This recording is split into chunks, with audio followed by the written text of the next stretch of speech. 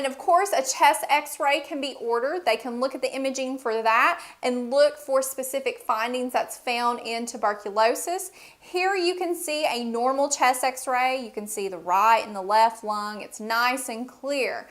However, this patient has pulmonary tuberculosis, and you can see the chest cavity and the lungs, and you can see interstitial infiltrates on both of the lungs due to a TB infection. Now let's talk about nursing interventions and treatment for tuberculosis. Okay, you have a patient who has active TB. They're the ones with those signs and symptoms, and they're contagious. What are you going to do? You want to put them in airborne precautions, which entails what again? Following standard precautions, plus always wearing a respirator while providing care to that patient in that patient's room, so that N95 mask. And the patient will need to be in a negative pressure room. That door stays closed all the time, and if it does open, it will let you know because it will start beeping. Also, you need to ask yourself, okay, how about this patient has to leave the room to go down for testing? A lot of times, testing can be done in the room at the bedside, but sometimes they have to go down to have a special procedure.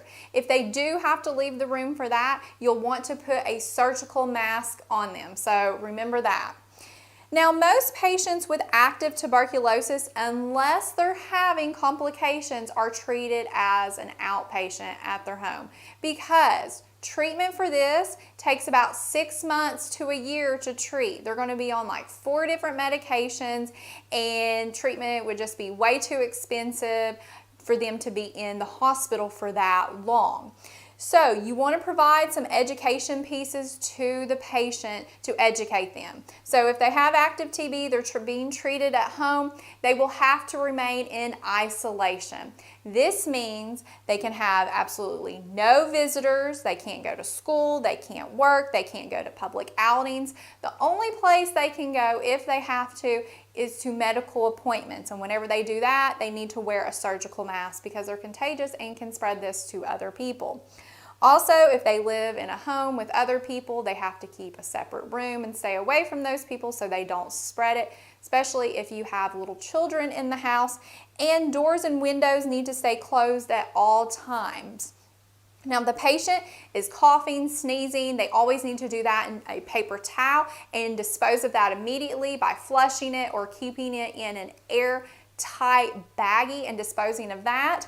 And when can this person come out of this isolation? Well, whenever they have been on their medications for at least 3 weeks.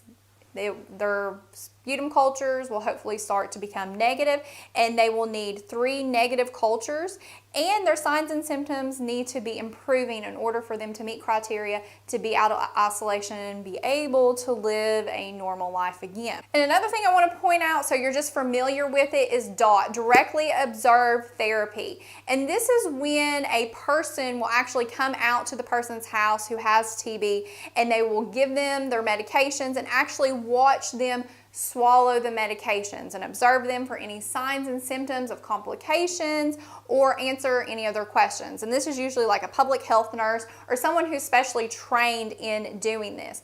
And this helps increase compliance with these medications because these patients have to be on these anywhere from 6 to 12 months, and they're taking them at different times, and it can get confusing, or they can just forget to take them, which is leading to an increase in drug-resistant TB. So the CDC recommends that all patients with tuberculosis are on this DOT program to help prevent non-compliance and prevent so much drug-resistant TB.